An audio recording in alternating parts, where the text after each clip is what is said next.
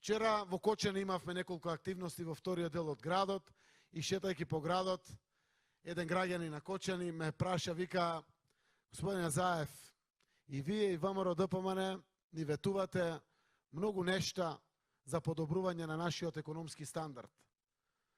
Како да ви веруваме? Кој ја зборува вистината?